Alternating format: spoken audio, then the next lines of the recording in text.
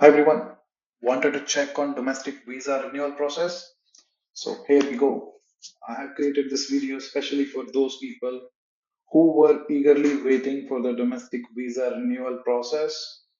Here I will try to guide you step by step how we can apply for domestic visa renewal, which is nothing but to get your visa stamped within the US without leaving the US. And it is specially a pilot program has been designed by the US government or the US CIS or the officials just only for the H1B category. So first of all, we need to go to the website, which is travel.state.gov. So let me go again so it's easy for everyone so that you can follow along, or I'll post a link in my video description. It will be easier for everyone. Then once we are here, go to US visas and then go to employment, and then on the left panel you will see domestic renewal of H1B non-immigrant visas for certain applicants. It is for certain applicants because there are some limitation or there are some rules that we need to follow, or the eligibility that we need to have. So on this page you can go through the overview that the pilot program will start on January 29th and it will go through till April the 1st, or whichever comes first. And it's a voluntary participation, and there are certain requirements that we need to be eligible first so that we can apply, and then there are certain steps that we have to apply or we have to follow to get along. So coming to the eligibility criteria, so the department will make available a maximum of 20,000 application slots during this limited pilot program. So they gonna issue like 20,000 visas, and there are two countries that are eligible to renew their visa within the United States, and those two lucky countries are India and Canada. So there are certain limitations for both the countries. Let's coming to the India first. For they're gonna segregate those 20,000 slots into 10,000 and 10,000 between India and Canada. And per week, there are 5 weeks that they're gonna release the slots. So per week, they're gonna release 2,000 slots for each of the country. So this is the first week, which is January 29th. They already released 2,000 slots for India and 2,000 slots for Canada. And similar way, they're gonna release 2,000 more in the following weeks that they have mentioned. So in total, 5 weeks, 2,000 every week. It's gonna be 10,000 for each country.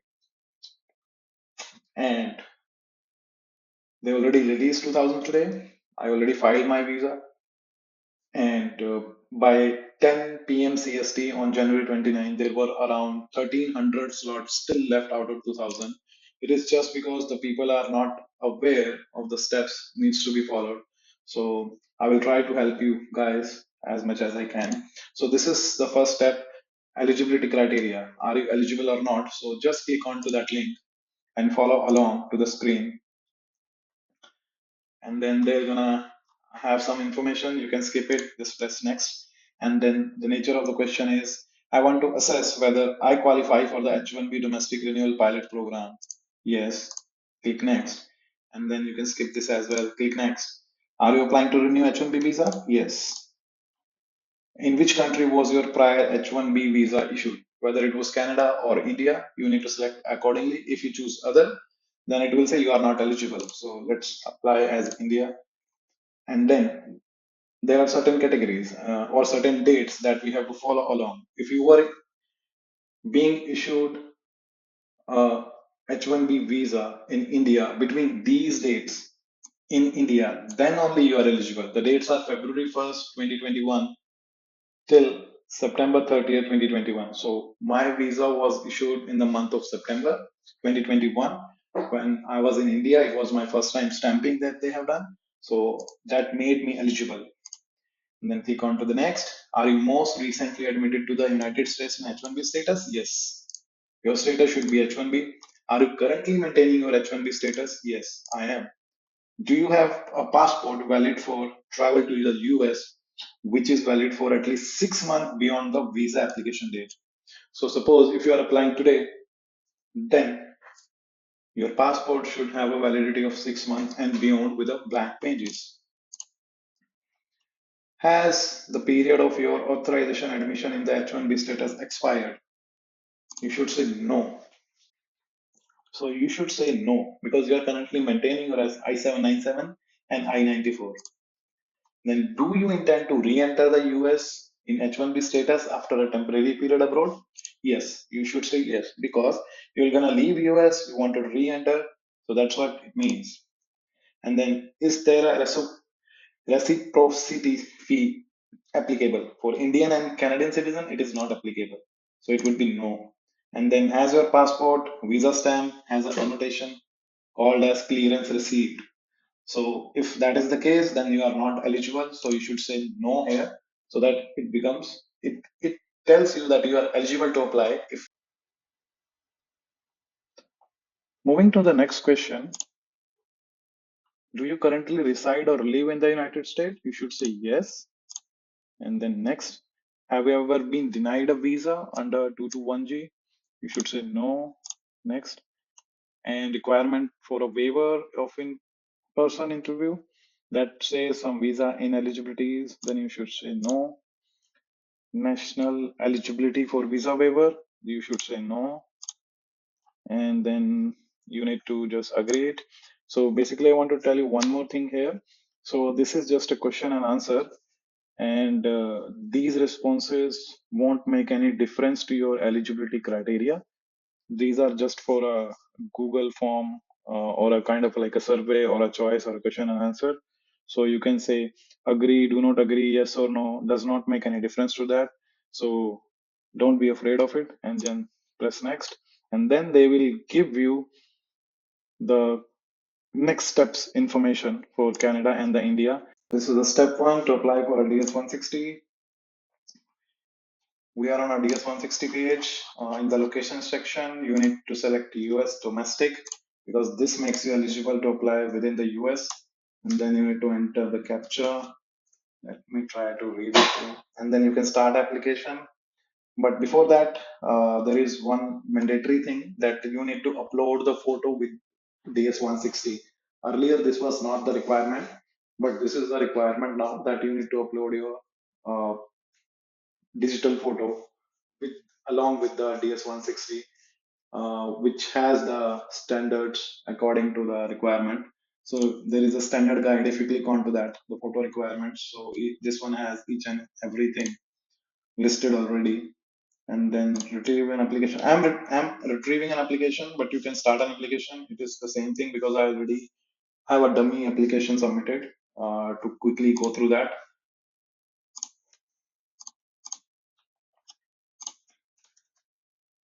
let me enter the details quickly. So retrieve the application. So current location.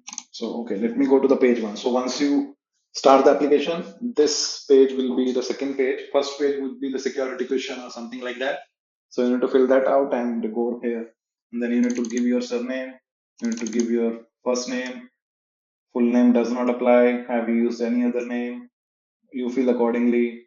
There is a telecode that represents your name. It should be no. Your sex, your marital status, your date of birth, your city, date of birth, city, and the state and the country. And then the next page, it's going to be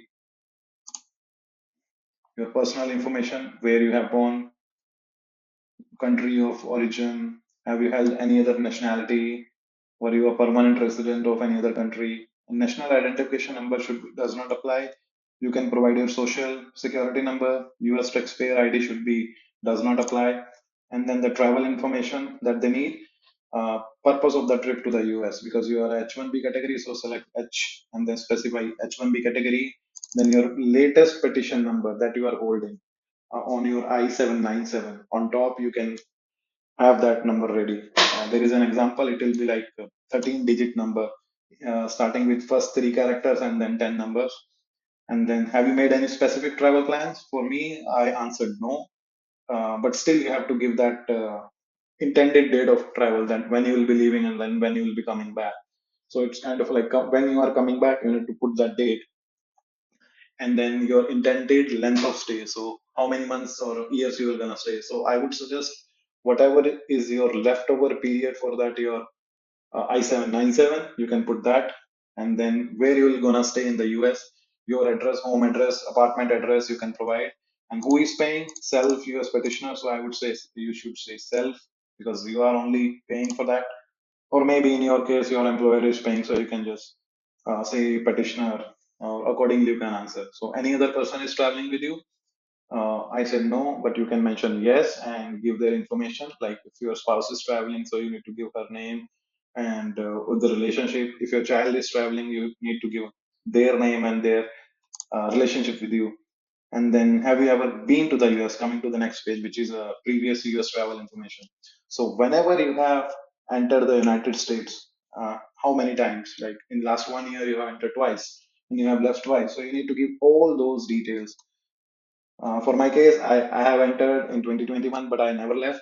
So, till date, it was 27, 28 months, so I have mentioned those. And then, have you ever held a US driver's license? You need to give those details. It is easier for them to identify you by your address. So, main intention by DS 160 form is, which I understand is, they just wanted your petition number plus your US address because based on that, they can identify, yes, this person is staying on that address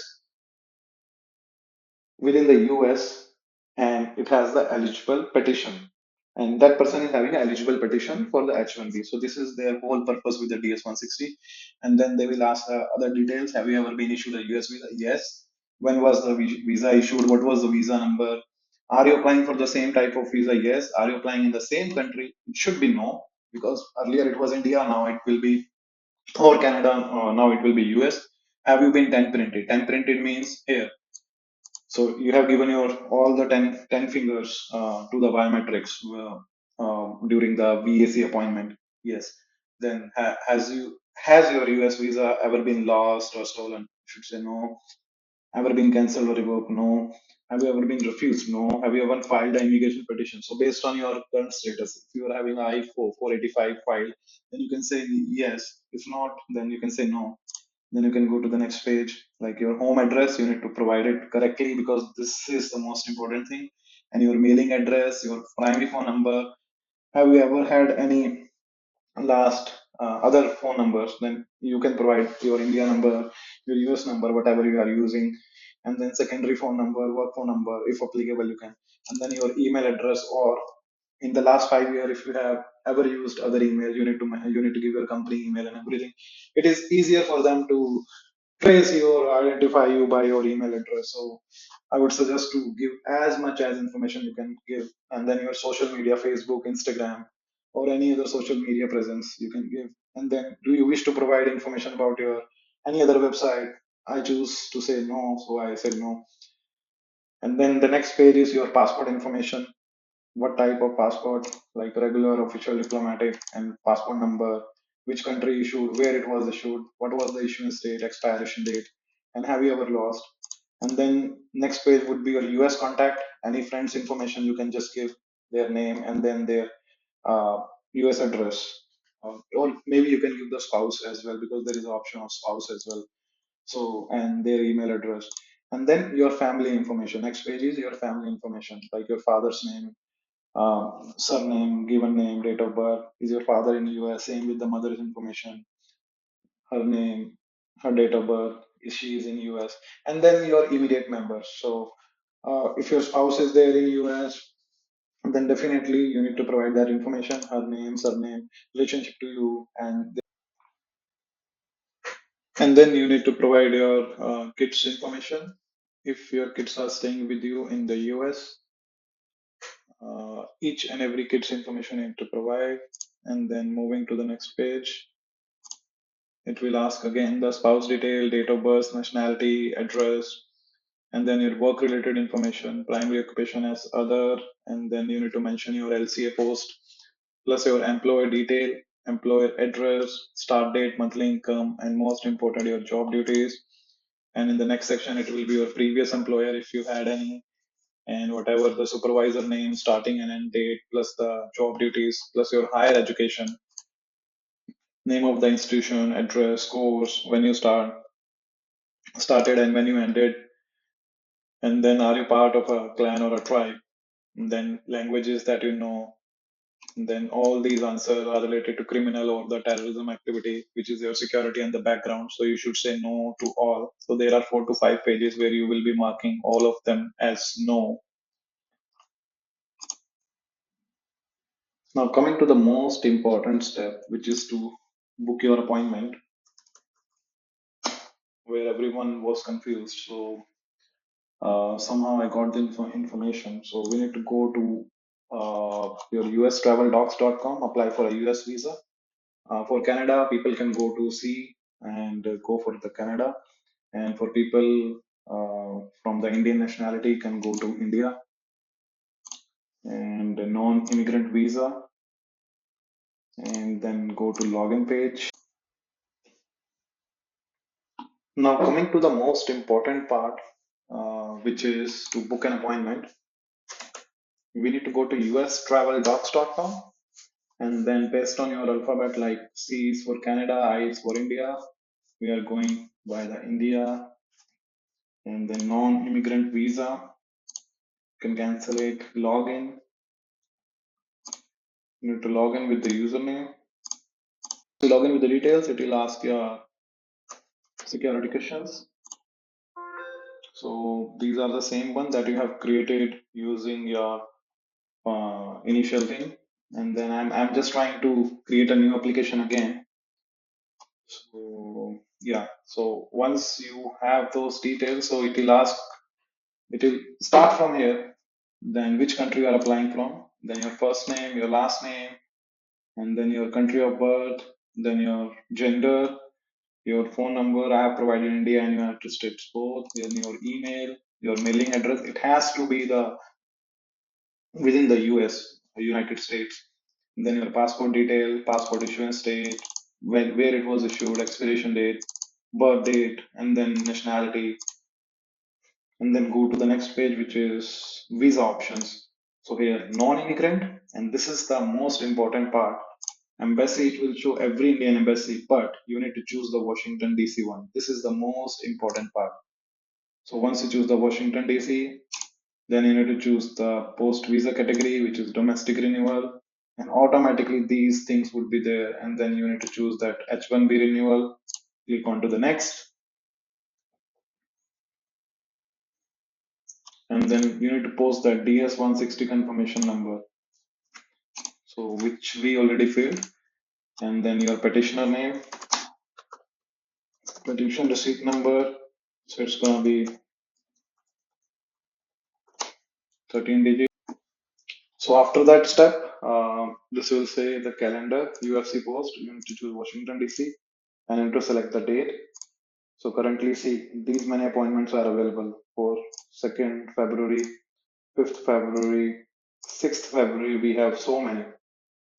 For 7th February, still we have so many. I mean, 360, 320 appointments in a day, or 330. So see, these are the dates that are available. So around 320, 960, now 100 are there. So around 1100 or 1000 slots. So these are the steps involved, guys, to book an domestic